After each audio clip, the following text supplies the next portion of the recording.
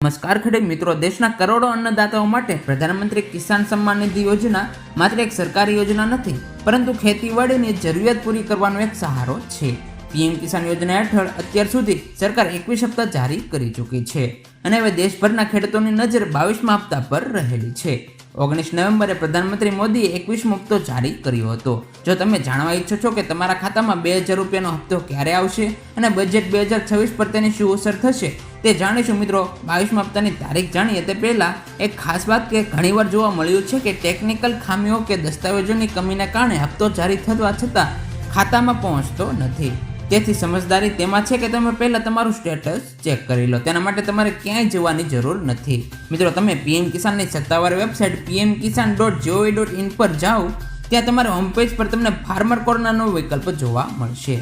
જ્યાં આઈ know your status પર click કરશો, તમારો રજિસ્ટર નંબર અને સ્ક્રીન પર રહેલો કેપ્ચર કોડ દાખલ કરો. ત્યારબાદ તમારા નંબર પર ઓટીપી આવશે, જેને દાખલ કરતા તમારું સ્ટેટસ ખુલી જશે. મિત્રો, ખેડૂતોના મનમાં સૌથી મોટો સવાલ છે કે આખરે 22મા હપ્તાની તારીખ કઈ જશે. તો મિત્રો, તમને જણાવી દઈએ કે સરકાર તરફથી કોઈ સત્તાવાર જાહેરાત કરવામાં આવી નથી, પરંતુ છેલ્લા કેટલાક વર્ષની પેટર્ન જોઈએ તો સ્થિતિ સ્પષ્ટ થઈ શકે છે.